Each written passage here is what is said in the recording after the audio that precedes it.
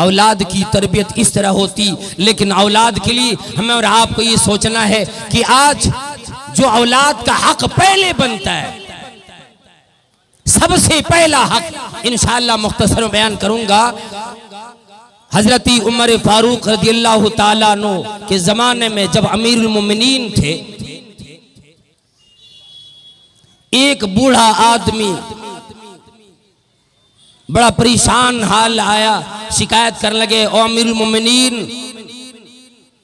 मेरी ये हालत मेरी अपनी औलाद ने, मेरे बेटे ने बनाई।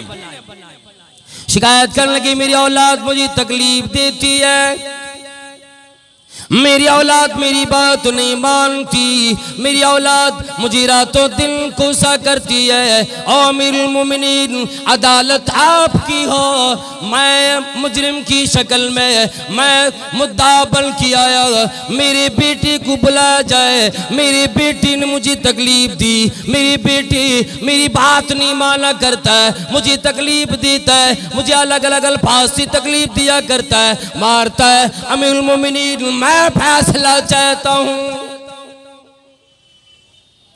आज हमारा और आपका मामला वही होता, बचपन में औलाद को ना तालीम देंगे, न सी माहौल माशरा देंगे, न तरबियत का कोई इंतजाम करेंगे। इस वक्त तो फिक्र लगती है न कि जी अगर पढ़ाने की कोशिश करूं तो दौलत बड़ी खर्च हो जाएगी, पैसा लगेगा, महीना देना पड़ेगा, इस वजह से नहीं पढ़ाते। और जब वही औलाद जब बगैर तरबियत की जवान हो जाती, बगैर तालीम के जवान हो जाती है, और जैसे तैसे प्यार से लाड से खिला पिला के बढ़ा दिए, जब शादी हो गई, बहू लेकर के घर में चले आए, फिर वो औलाद की तरफ से, बेटे की तरफ से जब तकलीफ लगती है, घर गांव वाले सरपंच को बुलाता है, मुखिया जी को बुलाओ, फलाने को बुलाओ, फलाने को बुलाओ, क्यों जी? फैसला कर देंगे। क्या फैसला करें? मेरा बेटा मेरी बात नहीं मानता।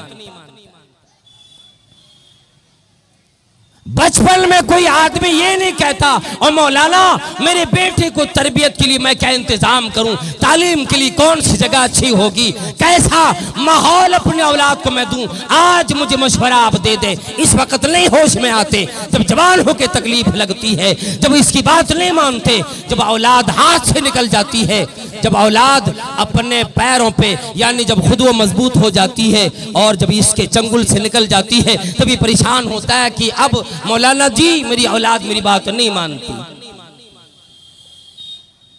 फिर मैं यूं कहता हूं, उलमा किराम भी कहते हो, जी अब क्यों बात माने, जब तेरी बात तेरी औलाद मानती थी, एक बात को भी टाल नहीं सकती थी, तूने अपनी औलाद से उस वक्त धोखाबाजी की, उसका गलत फायदा उठा, अलग अलग काम दुनिया में कराए, आज जो फैसले बिठाते कल ही काम कर लिए होते, इतनी तकलीफ न लगती, तेरी वफात की बात भी, मौत की बात भी, ये औलाद दुनिया में आखिरत में काम आने वाली होती।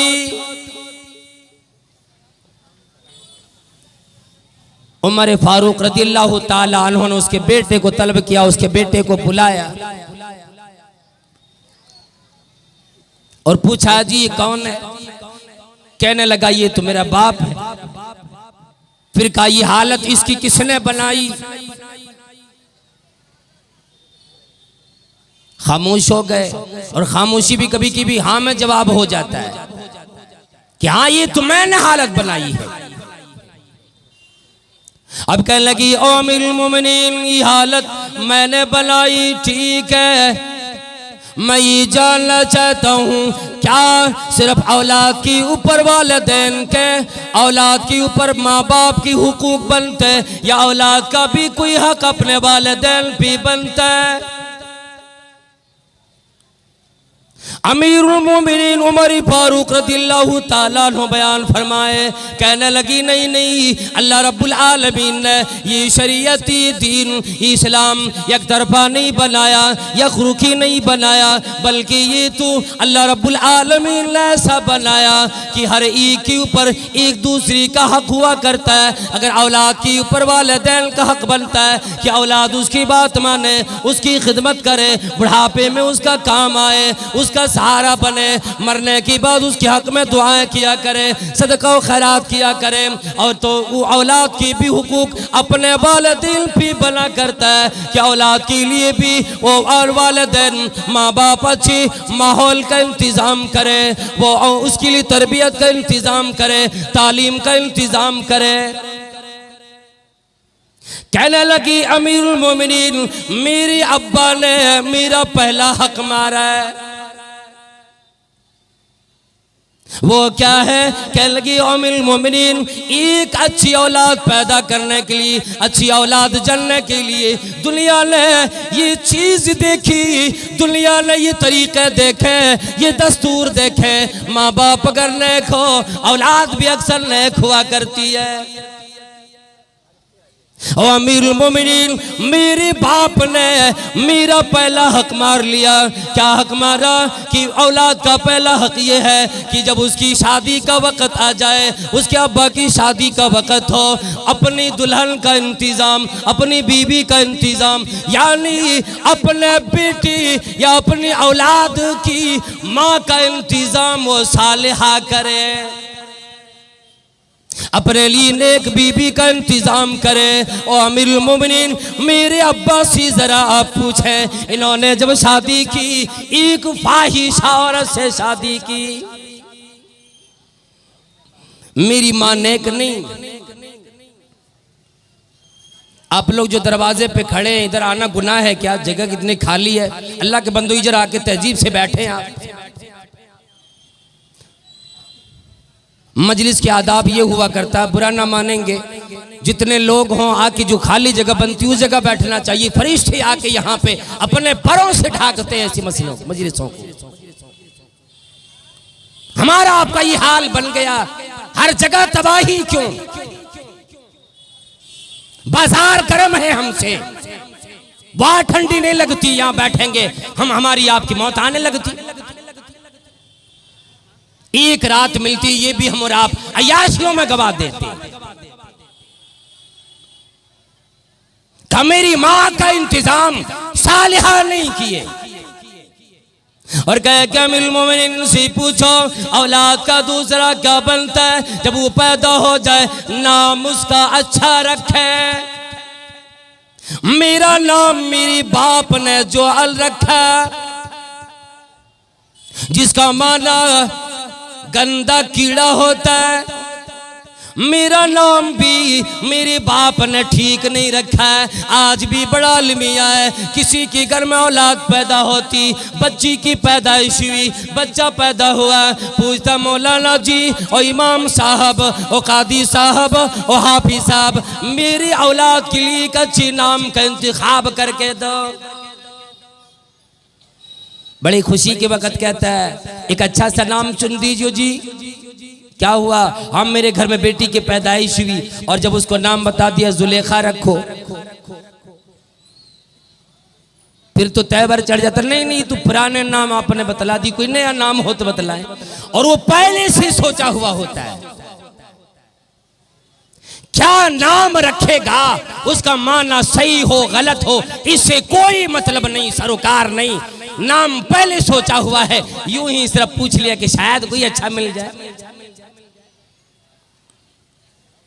वरना उसने नाम तो एक्टरों के नाम पे सोच लिया, एक्ट्रेस के नाम पे सोच लिया, खिलाड़ियों के नाम पे नाम सोचा हुआ है। आपसे यूं ही पूछ लिया चलते रात से मुलाकात को बतलाने के लिए कि मेरे घर में औलाद पैदा हुई। नाम वही रखेगा जो सीरियलों में सुना होगा, नाम वही रखेगा जो फिल्मों में देखा, जो खिलाड़ियों को देखा। किसी खिलाड़ी ने अच्छा खेल खेलना शुरू कर दिए, सारा नाम माहौल में आ जाता। किसी के घर में कोई औलाद पैदा होगी, उसी खिलाड़ी के नाम से उसका नाम रखा जाता। जो नाम प्यारा वो नहीं रखा जाता। का दूसरा हक मेरा मारा, यही है धोखेबाजी। और तीसरा हक ये मारा कि मेरे अब्बा ने मुझे अच्छा माहौल माशरा नहीं दिया, मेरी तालीम का इंतजाम इसने नहीं किया। अल्लाह अकबर।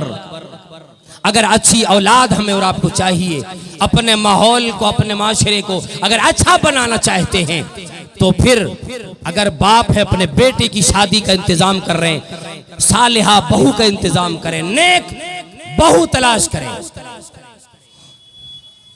इसलिए कि इसका बड़ा असर पड़ता है। दुनिया ने देखा हजरत अब्दुल्ला बिन मुबारक रहमतुल्लाह अलैह एक बहुत बड़े मुहद्दिस गुजरे,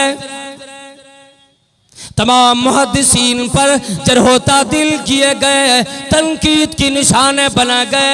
अल्लाह बोलो अब्दुल्ला बिन मुबारक रहमतुल्लाह अलैह ऐसे एक मुहद्दिस गुजरे जिन पे बड़ा कम या नहीं के बराबर जरह तादिल और या ताने कशी किए गए। उनका बाग मुबारक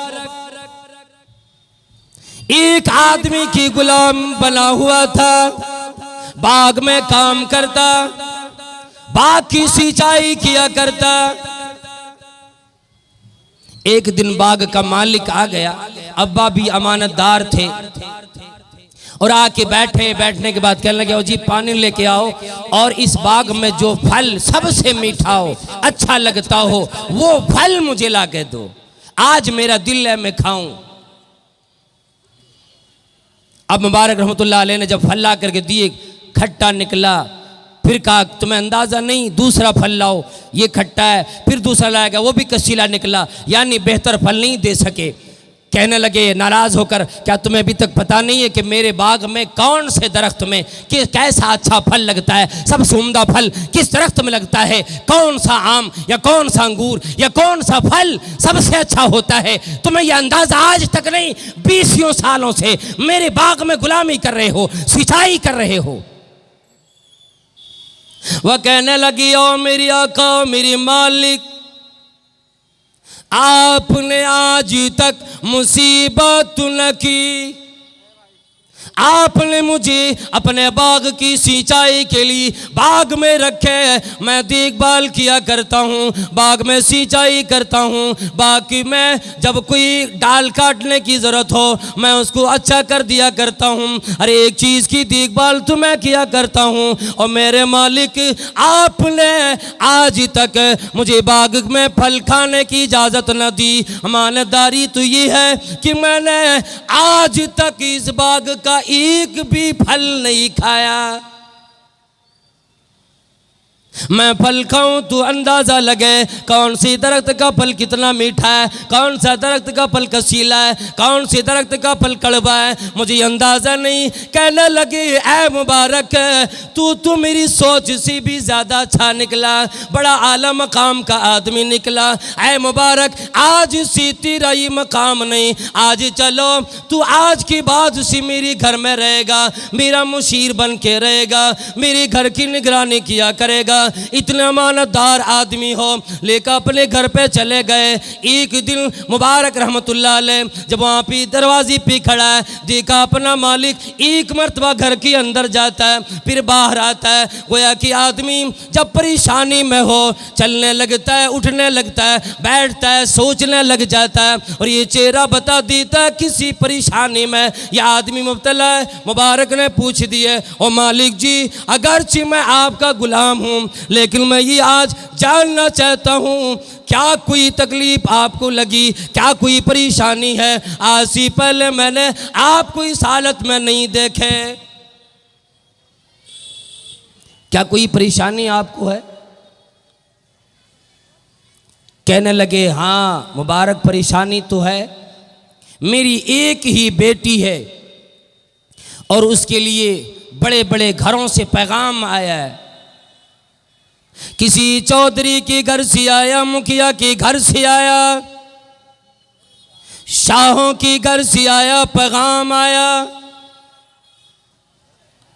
मैं अब फैसला करने पे मजबूर, मैं परेशान हूँ। मैं फैसला कैसे करूँ, किस आदमी का पैगाम कबूल करूँ, किसको ठुकराऊँ, ये मुझे पता नहीं। मेरी बीवी मैं भी सुबह से लेकर अभी तक बैठ के मशवरे करते रहे, बात न बन पाई। मैं वही सोचता हूँ कोई रास्ता निकले कि मैं किसका इंतखाब करूँ।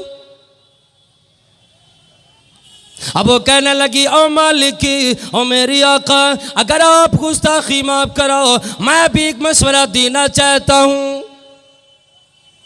वो तो पढ़े लिखे इंसान थे, अमानतदार थे। कहने लगे बतलाओ फिर क्या बात है। कहने लगे देखें, दुनिया में 4 वजह से 4 चीज़ों को लोग देखते हैं। जैसे कि हदीस मुबारक के अंदर भी ये चीज़ मौजूद है कि 4 चीज़ों को लोग देखा करता है, और उन 4 चीज़ों में से कभी कभी एक ही चीज़ पर इक्तफा कर लेता है। माल देखता है, हुस्न जमाल देखता है, ख़ानदान देखता है, और सबसे आखिर में हल्की दीनदारी देख लेता है कि नमाज भी पढ़ती है कि नहीं। तो ये चारों तरीके 4 किस्म के लोगों के हैं। अल्लाह अकबर। कहने लगे, ओ मेरे मालिक, अगर आप यहूदियों की तरीके पे आप अपनी बेटी का निकाह करना चाहते हैं, यहूदी लोग दौलत को ही अव्वलियत देता है, हर शय पर उसकी तरजीह दौलत को मिलती। अगर आप यहूदियों की तरीके पे अपनी बेटी का निकाह करना चाहते हैं, देखें इन लड़कों में जितने का पैगाम आया, सबसे ज़्यादा दौलतमंद लड़का कौन है। अगर आप हुस्न जमाल देखना चाहते हैं, और मेरी बादशाह आप देखें, ईसाई लोग जमाल देखता है, हुस्न को देखता है। आप इन लड़कों में देखें, सबसे ज़्यादा हुस्न जमाल का मालिक कौन है। अपनी बेटी का रिश्ता उस लड़की के साथ कर दें। और तीसरा ये है कि अगर आप ये देखते हैं, बड़ा ख़ानदान मिले, बड़ी कोठी मिले, बंगला वाला हो, ख़ानदान का रौब ज़माने में जमा हो, तो मजूसी लोग इस चीज़ को देखा करता है, उसके तरीक़े को अपना कर। आप ये देखें, कौन सा लड़का सबसे बड़ा ख़ानदान वाला है, उसके निकाह में अपनी बेटी को दे दे। और एक सबसे प्यारी बात, ओ मेरी आका, जो शरीयत ने बतलाया, फरमाया पद पर बिदात दीन, दीनदार लड़की को तरजीह दो। इस्लाम का तरीक़ा यह है। कहने लगी, आओ मुबारक, आज तू मेरे ख्याल से भी ज़्यादा अक्लमंद निकला। और ये कह कर कि अपने घर में अपने बीवी के पास तशरीफ़ ले गए, और घर जाने के बाद कुछ देर के बाद फिर वापस बाहर निकले और कहने लगे, मुबारक इधर आ, कि मैं तेरे सारे मशवरे को मानता हूँ, तू मेरा एक मशवरा मान लेगा। कहने लगे, अगर मेरे लायक हो तो मैं तो कभी ये नहीं कहूँगा कि मैं टाल दूँ, मैं आपके मशवरे पे अमल करने को तैयार हूँ। कहने लगे, मैंने मेरी बीवी ने बैठ के मशवरा किए, जितने लड़कों का पैगाम आया है, हर एक पैगाम पे मैंने बड़ी निगाह डाली, गहराई के साथ देखे, कोई पैगाम हमें समझ में नहीं आया। हमें समझ में ये आया, ऐ मुबारक, अगर तू चाहो तो मैं अपनी बेटी का निकाह आप से करा दूँ। कहने लगे, ओ मालिक जी, मैं गुलाम हूँ, मेरे पास कुछ नहीं। कहने लगे, मैं जानता हूँ, और इंतखाब की निगाह आप पे पड़ी है। बेटी भी लायक थी, अल्लाह बोलो, इन्हीं दोनों इसी जोड़े से अल्लाह रब्बुल आलमीन ने अब्दुल्ला रहमतुल्लाह अलैह को जी एक बेहतरीन मुहद्दिस बने। ज़माने में उन्होंने पैदाइश ली, नेक माँ बाप से नेक औलाद पैदा हुआ करती। इसीलिए दुनिया के अंदर अपना घर को अच्छा बनाना हो, नेक औलाद छोड़ना हो। जबकि फरमाया अल्लाह के नबी सल्लल्लाहु ताला अलैहि वसल्लम ने, इदा मातल इंसान इनक़ता अन्हु अमलु, जिस दिन इंसान मर जाता है, सारा अमल, सारी नेकियों की ज़राए बंद हो जाते हैं। अब आज से उसकी नामा अमाल में एक नेकी का भी इजाफा नहीं किया जा सकता। फमा इल्ला मिन सलास सदक़तिल जारिया औ इल्मिन युंतफ़उ बि औ वलदिन सालिहिन यदऊ लह। फरमा सदक़ी जारिया किया, कई मदरसे बनवाए, मस्जिद बनवा दिए, कुएं खुदवा दिए, सारी राह काम करा दिए, लोगों के फायदे के लिए सराय बनवा दिए, अलग अलग काम करा दिए। ज़माना फायदा उठाया करता है। या अल्लाह किसी को पढ़ाया, गरीब की पढ़ाने की जिम्मेदारी ली, मदरसे में 2 यतीम की किफ़ालत की जिम्मेदारी ली, और मौलाना साहब 2 यतीम का खर्चा 1 साल में जितना आएगा मैं देने को तैयार हूँ। जब तक ये बच्चे हाफिज़ कुरान नहीं बन जाता मैं इसकी किफ़ालत के लिए तैयार हूँ, जितना खर्च आएगा मैं दूंगा। एक तो तरीका ये है। दूसरा ये कि आप किताबों को जो लोग पढ़ना जानते हों उसे आप तकसीम कराएं, इल्म को फैलाएं जिससे फ़ायदा लोग उठाया करें। और फरमाया वलदिन सालिहिन, या नेक औलाद आप दे दें। वो नेक औलाद फिर आपके मरने के बाद भी आपके हक़ में दुआ करे, और आपने जो उसे सीधी राह पे चला के गया अल्लाह रब्बुल आलमीन उस औलाद की वजह से आपके हक़ में दुआ कबूल करे। और फिर मरने के बाद जब आप कब्र में पड़े हों, आलम बरज़ख में हो, वहाँ भी नेकियों में इजाफा होता रह जाए। क्यों? वलदिन सालिहिन, नेक औलाद की वजह से। इंशाअल्लाह 5 मिनट। तो नेक औलाद को छोड़ना, और इस तरह से कुरानी आयतें भी, अहादीस मुबारका भी कई एक आती हैं। अल्लाह रब्बुल आलमीन ने फरमाया कुल्लुकुम राइन व कुल्लुकुम मसऊलुन अन रइयती। औलाद के लिए भी अल्लाह रब्बुल आलमीन ने हमें और आपको, जिसको औलाद मिल जाती, जिसके भाई छोटे हों, बहन छोटी हो, या मोहल्ले में कोई यतीम हो, गरीब हो, उस सब के निगरान अल्लाह रब्बुल आलमीन ने हमें और आपको बना दिया। तो आप अपने घर के निगरान हैं, अपने ख़ानदान के निगरान हैं। अपने बच्चों को बेहतरीन माहौल माशरा दें, और सबसे बेहतरीन माशरा माहौल आप उस वक़्त दे सकते हैं जबकि आपकी औलाद रोज़ाना मकतब पढ़ने के लिए जाया करे। जब औलाद मकतब में पढ़ के फारिग हो, फिर उसको किसी अच्छे मदरसे में दाखिला दिलाकर एक बेहतरीन तालीम दिलाई जाए, उस औलाद को तालीम की तरफ लाई जाए। ये अपने औलाद के साथ खैर खाही और उसके हुकूक अदा करने वाले होते हैं। इसलिए हमें और आपको चाहिए कि हमारी औलाद, जब अल्लाह रब्बुल आलमीन ने हमें औलाद से नवाज दे, चाहे वह औलाद लड़का हो या लड़की हो, उसमें कोई फ़र्क नहीं, तालीम आप औलाद को दें। लेकिन आजकल इन चीज़ों का ख्याल ज़रूर रखें कि स्कूलों में, कॉलेजों में जब अपनी बेटी को ख़ास तौर से भेजें, उस पर कड़ी निगाह रखें, आने जाने पर निगाह रखें, अपनी बेटी को आला से आला दीनी दुनियावी दोनों तालीम दिलाएं। बेटे के ऊपर भी आप निगाह रखें। सबसे बेहतरीन और सबसे अच्छी चीज़ ये है कि उस जगह में अपनी औलाद की तालीम का इंतज़ाम करें जहाँ पे मखलूत तालीम ना हो। वरना एक ही बेंच पे एक कोई गैर बैठा हो, फिर आपकी बेटी बैठी हो, तो वहाँ माहौल माशरा अच्छा नहीं रह जाता। ऐसी तालीम से हमारी आपकी शरीयत ने मना किया है। सबसे अच्छे तालीम गाह मदरसा है। आप मदरसे को परवान चढ़ाएं, उसके लिए दामे दिल में कदम सुखने साथ दें, और इसे दवाम बख्शने की अल्लाह रब्बुल आलमीन से दुआ करें। और जब तक ये मदरसे कायम हैं, इनके यहाँ के पढ़ने वाले बच्चों का ख्याल करें, असातिज़ाए किराम का ख्याल करें, और इसको ज़िंदा व जावेद रखने की कोशिश करें, माहौल को अच्छा बनाने की कोशिश करें, उलमाए किराम का साथ दें। इसलिए कि उलमाए किराम की इज़्ज़त हम और आप अगर नहीं करेंगे, साथ नहीं देंगे, तो याद रख लें कि आज जो भी कुछ थोड़ा बहुत दुनिया के अंदर आप देख रहे हैं, भलाइयाँ देख रहे हैं, जो अच्छाइयाँ देख रहे हैं, लोग कम से कम अभी मस्जिद की तरफ थोड़े ही सही 0% ही सही समझ लें आप, 1% ही सही समझ लें। जो लोग मस्जिद की तरफ आ रहे हैं, ये उलमा किराम की देन है।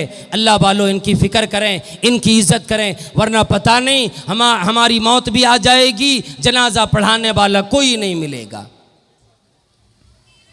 हमारी बेटियों की तरबियत करने वाला, तालीम देने वाला कोई नहीं मिलेगा, उसे अच्छी बातें बतलाने वाला कोई नहीं मिलेगा। इसलिए हमें और आपको चाहिए अपनी औलाद की तरबियत में, अपने औलाद के पढ़ाने वाले असातिज़ाए किराम और अपने माहौल माशरे में आने वाले उलमा किराम का एहतराम का ख्याल भी रखें। अल्लाह तबारक व तआला से दुआ गो हूँ, या अल्लाह हम तमाम लोगों को जो बातें सुने हैं, परवरदिगार आलम जो बातें सुनेंगे, उलमा किराम के बयानात जो सुनेंगे कुरान व अहादीस से, हम सबको उस पर अमल करने की तौफीक अता फरमा। या अल्लाह उलमा किराम के साथ इज़्ज़त व अदब एहतराम के साथ पेश आने की तौफीक अता फरमा। या अल्लाह हम सब में जिसकी शादी हो गई, जोड़े वाले हो गए, परवरदिगारा उसे नेक और साले औलाद अता फरमा। या अल्लाह जिन्हें तूने औलाद से नवाज दिया, इस नेमत की कदरदानी करते हुए अपनी औलाद को एक नेक माशरा, एक नेक माहौल देने की तौफीक अता फरमा। उरियानियत से, फहाशी से, ज़िनाकारी से अपनी औलाद को बचाकर दीनी सीधी राह पर चलाने की, इस्लाम की राह पर चलाने की तौफीक अता फरमा। आमीन। मैं शुक्र अदा करता हूँ यहाँ की कमेटी मंझेली और इस मदरसा के कमेटी के, इस जलसा कमेटी के तमाम इंतज़ामिया के। मैं वैसे नाम से वाकिफ़ नहीं हूँ, और अल्हम्दुलिल्लाह मैं जो यहाँ पे आया हूँ अभी अकमल हुसैन साहब के मार्फत से आया हूँ, और पहली दफ़ा मुझे शायद इस जगह पे यहाँ आना हुआ है। अल्लाह ताला से दुआ करता हूँ, या अल्लाह इस जलसे के तमाम इंतज़ामिया कमेटी को और इसमें साथ देने वाले तमाम लोगों को, जितने लोग आज आ रहे हैं और जितने लोग अदब के साथ बैठेंगे, या अल्लाह सबको सुनने की तौफीक अता फरमा, और या अल्लाह सबको हर तरह की परेशानी से अपनी पनाह अता फरमा। आमीन व आखिर दावाना अल्हम्दुलिल्लाह रब्बिल आलमीन। अस्सलामु अलैकुम व रहमतुल्लाहि व बरकातहू।